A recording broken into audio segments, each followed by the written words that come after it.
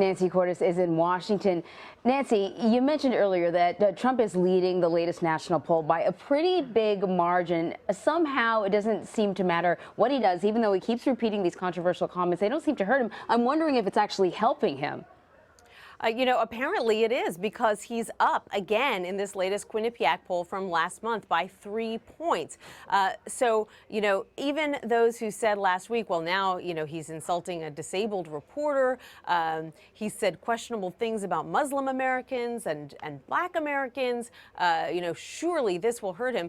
Clearly, it hasn't. And I think part of the reason is because those folks don't make up a big part of his constituency in the first place. And I think it's because he's saying other things that really appeal to an electorate, particularly a Republican electorate that's very frustrated with Washington and that feels that Washington isn't doing enough, for example, to go after ISIS, to crack down on immigration. And they hear this very muscular talk from Donald Trump saying, I'm going to get it done. I'm just going to do it. And it's something that they like to hear.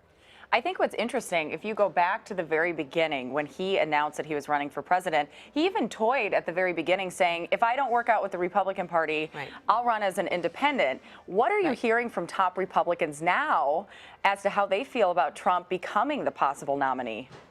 I think it kind of freaks them out.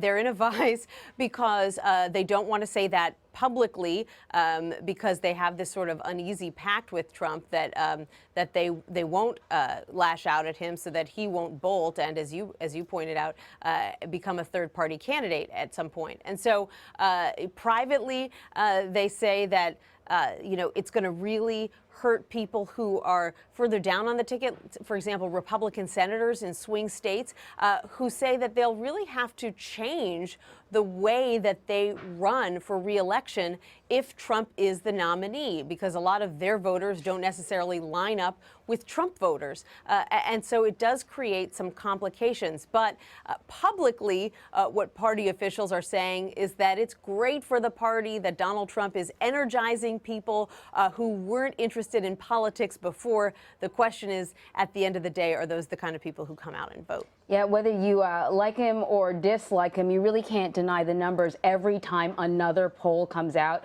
On the flip side, there's Jeb Bush, who at the beginning of this whole thing was thought to be a formidable candidate. And now we're looking at him polling at just 5%, 11 points behind the nearest competitor. He's not even making it into the top 4. You can't deny those numbers. They've got to be concerned in the Bush camp. Yes, but there is a reason why candidates like Jeb Bush, like Chris Christie, like John Kasich, who are languishing at 5 points or below, are sticking with it. And that's because they really believe that there is a good chance that when push comes to shove, when voters get into those polling booths, that they won't be able to vote for Trump and that those votes have to go somewhere. And they also believe that there's no organization behind Donald Trump, that people love hearing him speak, but that he doesn't have the kind of ground game that, for example, gets people out to the Iowa caucuses or gets people out to the New Hampshire primaries. They do have more of an organization, and they've been working on building it from the beginning. So, they feel that even just a couple of better than expected showings in Iowa and New Hampshire can get them back into the game. Nancy, I know Jeb's also causing some buzz on the trail himself now about his potential VP choice. Tell us about that. That's right. Hard to say whether this was a slip of the tongue or whether it was intentional to get a little bit of attention out on the campaign trail. But when he was talking yesterday about potential vice presidential nominees that he would consider, he said, well, she will have to be like this and she will have to be like that. And then he sort of laughed and said, haha, oops, did I say that? Well, I think, there's a very good chance that a woman could be the vice presidential nominee.